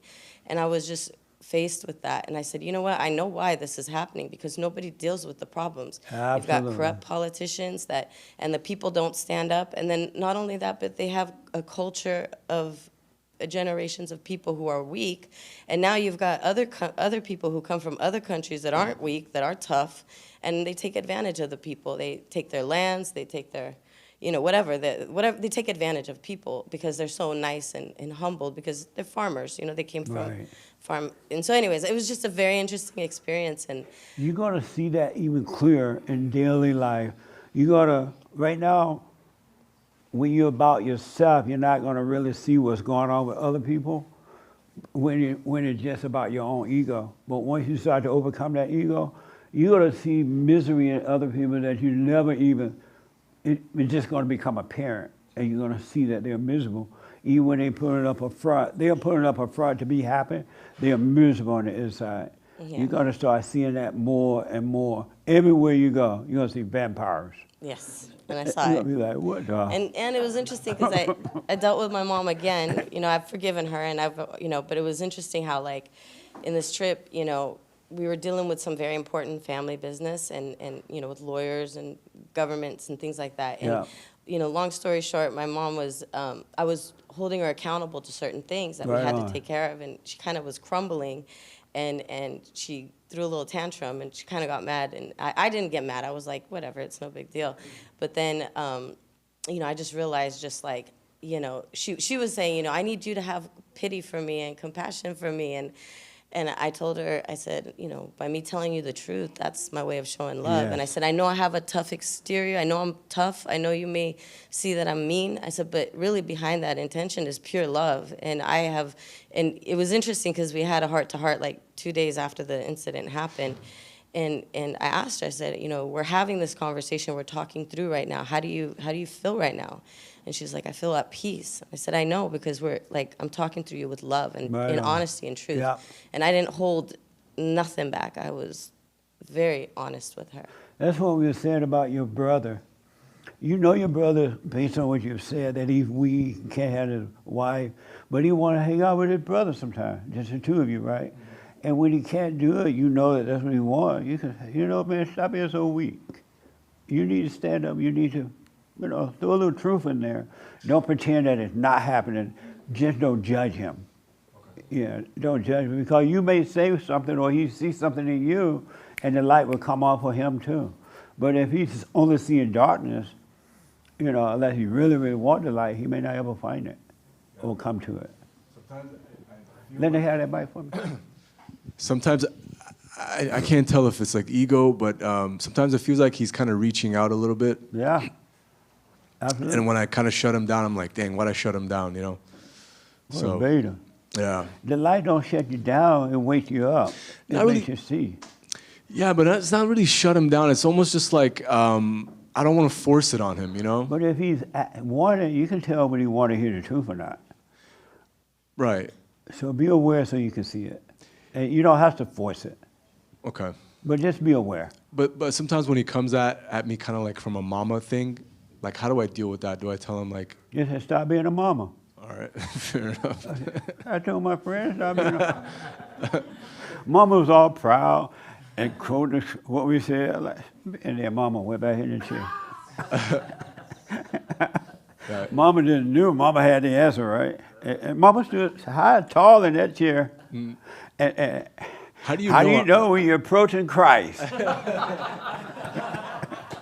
And then I said, shut up, Mama, I didn't tell you to tell her. How do you know I was dealing with that with my brother? What? How did you know I was dealing with that with my brother? What? How could you tell I was dealing with that with my brother? Well, because first of all, you said it, and I remember. I'm like, hold on. No, I'm not saying like in a bad But way. I I'm saying, remember when you told us you had dumped your daddy on your brother. Your brother like, no, help me. I did say that. Yeah. Why do I have to deal with? Yeah. I remember that. But it's like it's been a kind of like an obstacle that I just haven't really addressed. Right. You gotta know? face it. I gotta face Just do it. Yeah. Don't be afraid. In God there is no fear. Just know if you have fear, you're of your father the devil. And that fear is just an illusion. It's not even real. When you walk up, you see like, oh, it wasn't that bad. What was I thinking? Or when you face your father, it wasn't as bad as the fear was telling me. It didn't go the way the fear told me it would go. When I went to face my mother, I had no idea my mother was going to cry and apologize. I've never seen her do that before. So the fear was telling me she's going to go off. She's going to yell at you. You won't be able to handle it. You'll be embarrassed in front of the family. But I went anyway, shaking in my boots. And it turned out totally different than what the fear was saying me. She apologized, she cried, and she told me about her life. And exactly what she had done to me was done to her, and I didn't know that. But the fear made me think differently, and had I listened to the fear, I would not have gone to her. Yeah, same, yeah. Right? That's exactly what happened. Yeah, the for devil me. tell everybody the same thing. Here real fast, and then I saw your hand, we got to end it because of the time. Yeah. I just want to say something. I was watching this foreign movie, and in the movie they said, don't tell God about your fear and your problems. Tell your fear and problems about your God. There you and go. I thought that was I love really that. deep. Yeah. Absolutely. God don't want to hear about your little fears. Yeah. God like, what the? And one more thing, Jesse. This family, whatever they were talking about, I feel like I went through without knowing what their problem is. I went through the same with my You own did. family members. I know the problem. I know what they're talking about. You did. I know her problem. It's the same thing. Yes. The same. She had the same family member y'all have. I had exactly the and same the situation feelings. was the same. And unfortunately, I didn't know Jesse before that, but because of that problem, I found Jesse. So I'm grateful that I went through that. I lost family members because of that, but I found the truth, and it's just, I'm in the best place I've ever been in my whole life. So I totally understand what you were talking about. Yeah, absolutely. And I didn't tell her. But I knew what she was going through, and you guys were going through the same thing. I'm like, what the? It's the same thing. It's the same thing. And so when you lose family and friends, there's no, they were never family and friends anyway. It was an illusion. They were never real. Amazing. Last word, real fast. Yeah, just in response to the guy facing his brother, oftentimes God gives you the opportunity to face the fear, and maybe your brother's giving you a cry for help, and you don't even know it. Yeah. So you need to face whatever's within you to help your brother, and then you guys can come out of it together. Right on. I can talk to you afterwards, but me and my brother went through the same thing. Right on. I have a family member that they are secretly calling me, and this family member hate his wife. Hate her. Hate her, hate, and everybody else think he love her. And they think she love him, but there's a battle going on, right? And he'll call me up and talk to me about it, and I would tell him the truth about it. And then now when other people try to talk about me, he'll tell them, shut up, you don't know what you're talking about. Punching nobody you're talking about on this one. And then if this wife come into the room while they're talking to me, he'll start whispering. I'm like, yeah. I'm like, why are you whispering, man? She just walked in the room. I'm like, but tell her. How you gonna get over it?